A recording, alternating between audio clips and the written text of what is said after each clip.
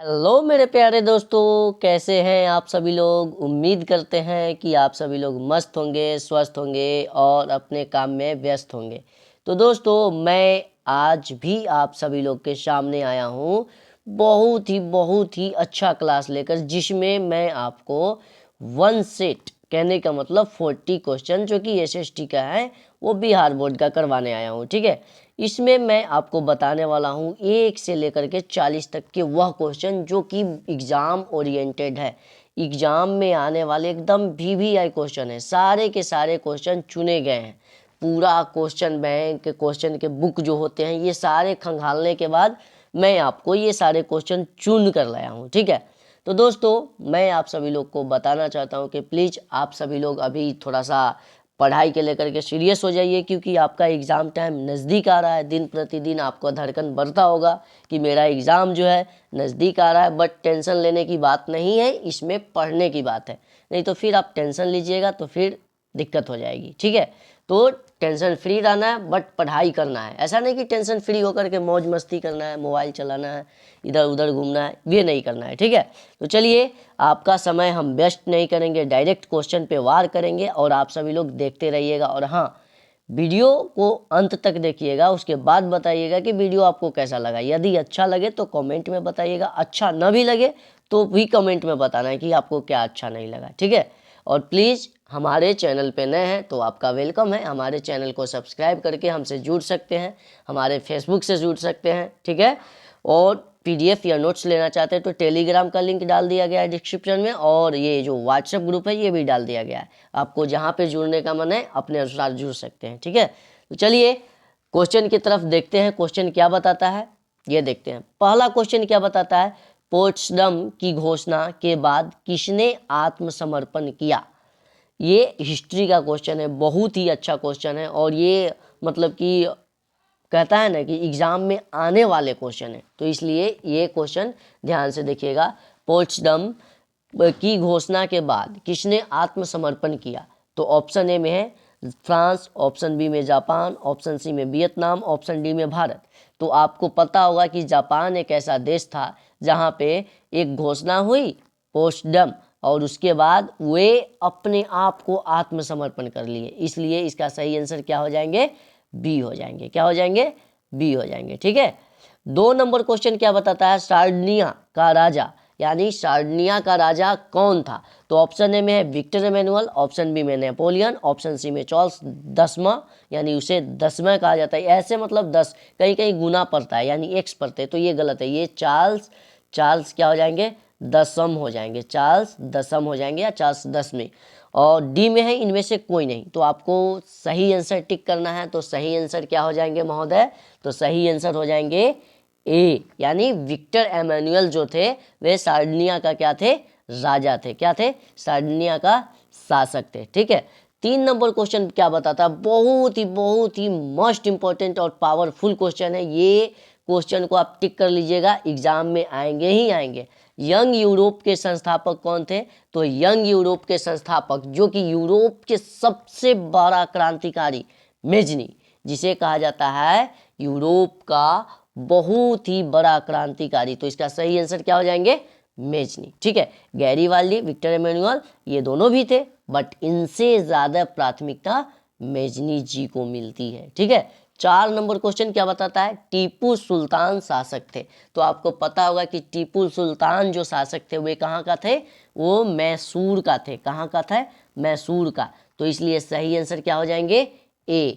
इसलिए इसका सही आंसर क्या हो जाएंगे, ए हो जाएंगे। ठीक है, 5 नंबर क्वेश्चन क्या बताता है, 5 नंबर क्वेश्चन यह बताता है कि साम्यवादी शासन का पहला प्रयोग कहाँ हुआ था।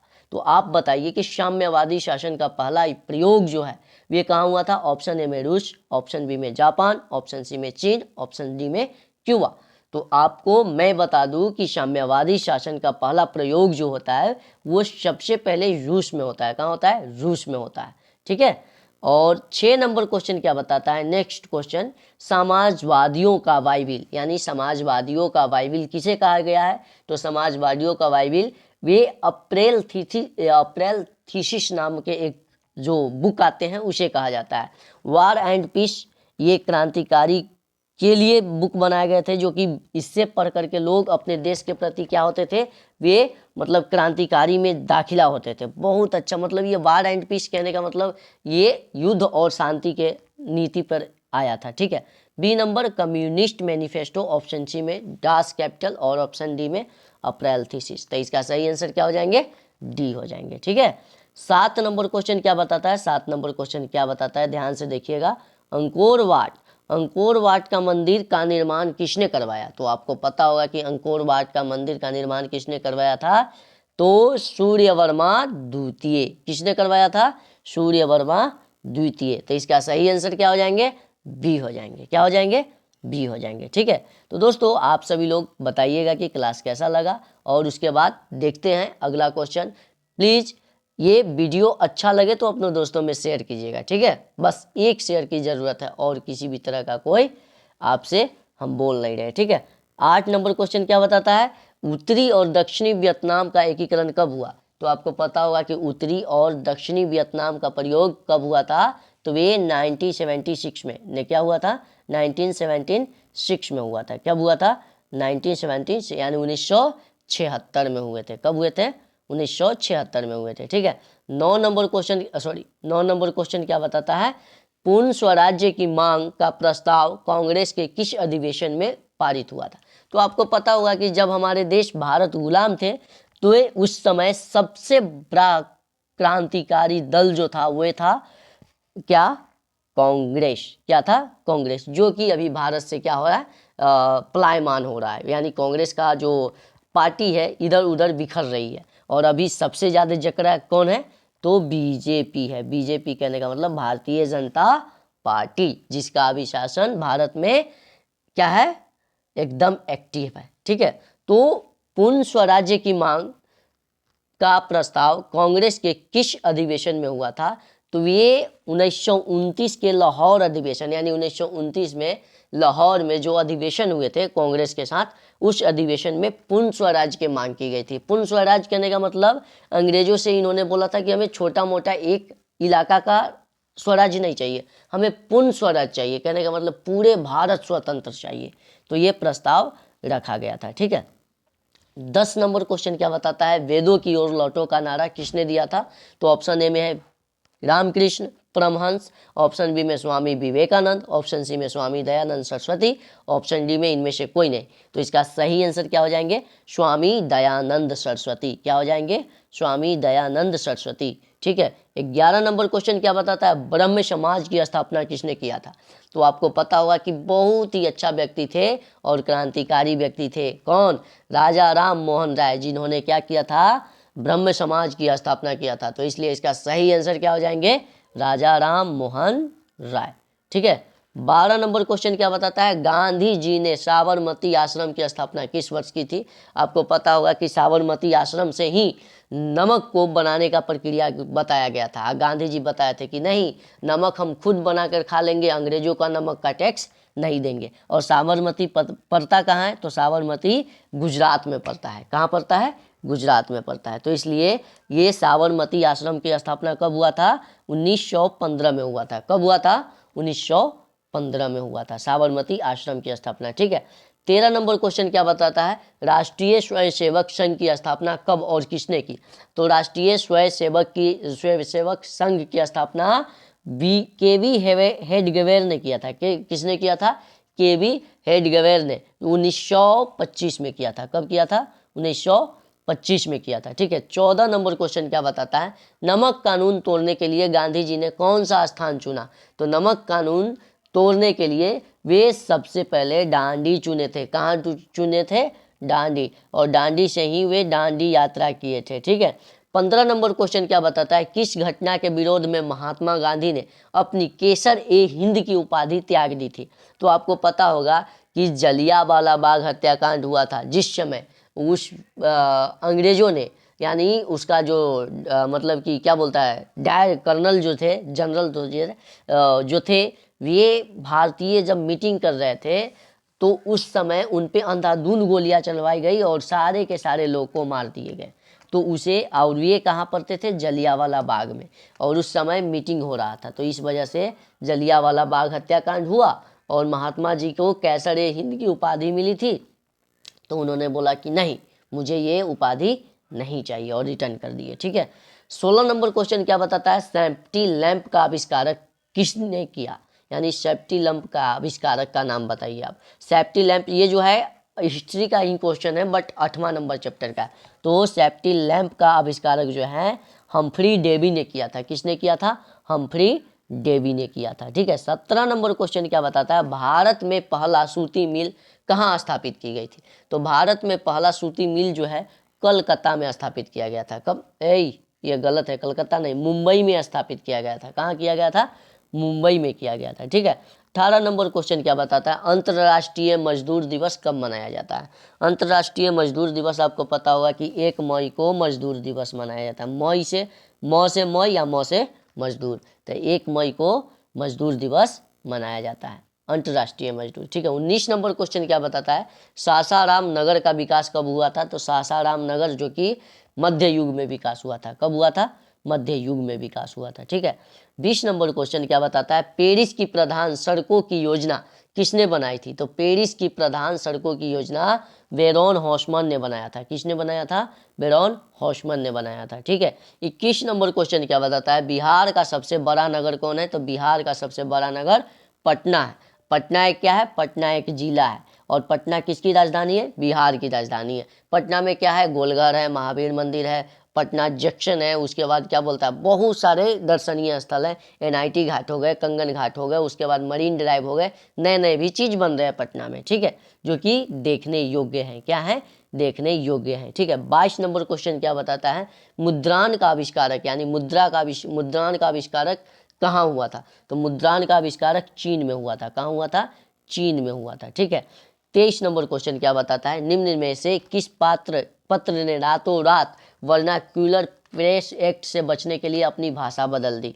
तो अमृत बाजार पत्रिका जो थी वे वर्नाकुलर प्रेस एक्ट से बचने के लिए रातों रात हिंदी भाषा को डायरेक्ट किस चीज़ में कन्वर्ट कर दिया, अंग्रेजी में। जैसे कि मान के चलिए कि कोई प्रेस वाला है, वो अंग्रेज में मतलब इंग्लिश भाषा में छाप रहा है और क्रांतिकारी हुआ देश में, अचानक एक रात में सारा लैंग्वेज को हिंदी में कन्वर्ट करके पत्र को छापना यानी पेपर को छापना चालू कर दिया। ठीक है। तो ये कौन थे, अमृत बाजार पत्रिका। ठीक है। 24 नंबर क्वेश्चन क्या बताता है, इंडिपेंडेंस का प्रकाशन किसने किया। तो आपको पता होगा कि इंडिपेंडेंस का प्रकाशन जो है मोतीलाल नेहरू जी ने किए थे। किसने किए थे, मोतीलाल नेहरू जी। 25 नंबर क्वेश्चन क्या बताता है, निम्न में से कौन अनवीकरणीय संसाधन है। तो अनवीकरणीय संसाधन वैसे संसाधन को कहा जाता है जो कि एक बार यूज करने के बाद दोबारा उसे यूज हम नहीं कर सकते हैं। ठीक है। यहाँ से आपका 2 नंबर का क्वेश्चन यानी लघु उत्तरीय क्वेश्चन भी क्लियर हो गए। आपसे पूछा जा सकता है कि अनवीकरणीय संसाधन किसे कहते हैं, उदाहरण के साथ लिखिए। तो आपको लिखना है कि अनवीकरणीय संसाधन उसे कहते हैं जो कि एक बार उपयोग में लाए जाने के बाद उसे दोबारा उपयोग नहीं किया जा सकता है। जैसे क्या हो जाएंगे, कोयला हो जाएंगे, उसके बाद क्या हो जाएंगे, उसके बाद क्या हो जाएंगे, आप सभी लोग बताइए कमेंट में। कोयला हो जाएंगे, उसके बाद क्या हो जाएंगे, पेट्रोलियम हो जाएंगे, डीजल हो जाएंगे। पेट्रोलियम में जितने भी आता है पेट्रोल, डीजल, केरोसिन तेल, ये सारे चीज़ें आ जाएंगी। ठीक है। तो इसलिए इसका सही आंसर क्या हो जाएंगे, जीवाश्म ईंधन। क्या हो जाएंगे, अनवीकरणीय संसाधन में जीवाश्म ईंधन आ जाएंगे। ठीक है। जीवाश्म ईंधन में जितने भी हैं सारे आ जाएंगे। ठीक है। 26 नंबर क्वेश्चन क्या बताता है, प्रथम पृथ्वी सम्मेलन कहाँ आयोजित हुआ था। तो प्रथम पृथ्वी सम्मेलन जो है रियो डी जेनेरियो में हुआ था। कहाँ हुआ था, रियो डी जेनेरियो में। इसको याद रखने का ट्रिक है, रियो डी जनेरा। जनेरा, जनेरा मतलब समझते हैं, गवार एक मतलब कि गांव का एक शब्द होता है जहाँ पे जानवर को मतलब कि चारा देने वाले फसल उगाए जाते हैं, तो उसे जनेरा बोला जाता है। ठीक है। तो याद रखने वाली बात। 27 नंबर क्वेश्चन क्या बताता है, निम्न में से कौन नवीकरणीय ऊर्जा का स्रोत है। अब पूछ दिया अपोजिट क्वेश्चन जी, ये कि एक क्वेश्चन पहले हम क्लियर किए थे। अनवीकरणीय संसाधन वैसे संसाधन को कहते हैं जो कि एक बार उपयोग करने के बाद उपयोग नहीं करते हैं, और नवीकरणीय संसाधन वैसे संसाधन को कहते हैं जिसे बार बार उपयोग कर सकते हैं। तो यहाँ से भी 2 नंबर का क्वेश्चन आपके साथ पूछा जा सकता है, तो याद रखिएगा, तब आपके लिए बेहतर होगा। ठीक है। तो इसका सही आंसर क्या हो जाएंगे, सौर ऊर्जा। अब बताइए कि सौर ऊर्जा यानी छत पे आप सोलर प्लेट लगा दिए यानी सोलर पैनल लगा दिए, नीचे बैटरी लगा दिए, क्या एक दिन धूपा हुआ, कल हो करके आज रात भर पंखा चला, एसी चला, कूलर चला, टीवी चला, हर चीज़ चला, क्या सवेरे हो करके नहीं चलेगा? चलेगा। जब सूर्य निकलेगा, उसके पैनल के माध्यम से बैटरी चार्ज होगी, उसके बाद हम लोग को बिजली सप्लाई होना चालू हो जाएंगे। तो ये क्या हो जाएंगे? नवीकरणीय ऊर्जा हो जाएंगे, क्योंकि एक बार उपयोग करने के बाद इसे बार बार उपयोग कर रहे हैं, लगातार उपयोग कर रहे हैं। ठीक है। 28 नंबर क्वेश्चन क्या बताता है? भारत की सबसे पुरानी तेल शोधक इकाई क्या है? कौन है? तो ये है डिगबोई। कौन हो जाएंगे? डिगबोई हो जाएंगे, जो कि कहाँ पड़ते हैं? ये झारखंड में पड़ते हैं। ठीक है। 29 नंबर क्वेश्चन क्या बताता है? तेल उत्पादक क्षेत्रों में कौन गुजरात में स्थित है? तो ये अंकलेश्वर स्थित है। कहाँ है? अंकलेश्वर स्थित है। गुजरात में एक ऐसा तेल उत्पादक क्षेत्र है जो कहाँ है? अंकलेश्वर। कहाँ है? अंकलेश्वर। 30 नंबर क्वेश्चन क्या बताता है? भारत का प्रथम तेल शोधक कारखाना कहाँ स्थित है? तो भारत का प्रथम तेल शोधक कारखाना जो है डिगबोई। मैं तो आपको बताया ना पहले। ठीक है। 31 नंबर क्वेश्चन क्या बताता है? सर्वोत्तम कोयले का प्रकार कौन सा है? तो सर्वोत्तम कोयले का प्रकार कहने का मतलब सबसे अच्छा कोयला 4 प्रकार का होता है, एंथ्रासाइट, लिग्नाइट, बिटुमिनस, पिट। ये चारों में आप बताइए कि सबसे बेहतरीन यानी बढ़िया कोयला कौन होता है? तो ये एंथ्रासाइट होते हैं। क्या होते हैं? एंथ्रासाइट होते हैं। ठीक है। तो इसलिए इसका सही आंसर ऑप्शन ए हो जाएंगे। 32 नंबर क्वेश्चन क्या बताता है? भारत का सबसे बड़ा लौह अयस्क उत्पादक राज्य कौन सा है? तो वे हो जाएंगे ओडिशा, क्योंकि ओडिशा में सबसे ज़्यादा लोहा का उत्पादन किया जाता है। ठीक है। उसके बाद 33 नंबर क्वेश्चन क्या बताता है? एल्यूमिनियम बनाने के लिए किस खनिज का आवश्यकता पड़ती है? तो एल्यूमिनियम बनाने के लिए बॉक्साइट का आवश्यकता पड़ता है, क्योंकि बॉक्साइट से ही एल्यूमिनियम का निष्कासन होता है। ठीक है।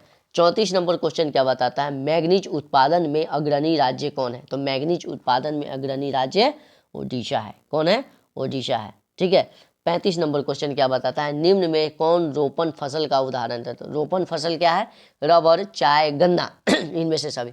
रोपण फसल कहने का मतलब वैसा फसल जिसे हम रोप करके बोते हैं, रोप करके यानी उसको रोप करके उगाते हैं। ऐसा नहीं कि बीज छींट दिए और वे फसल उग गए, जैसे गेहूं होता है। लेकिन वही धान बोला जाए तो धान को पहले बीज छीटा जाता है, फिर उसके बाद कबाड़ा जाता है, उसके बाद फिर उसको रोपा जाता है, तब होता है। लहसुन की भी खेती रोपण फसल आएगी, उसके बाद प्याज की भी खेती रोपण फसल आएगी, आलू की भी खेती रोपण फसल आएगी। ठीक है।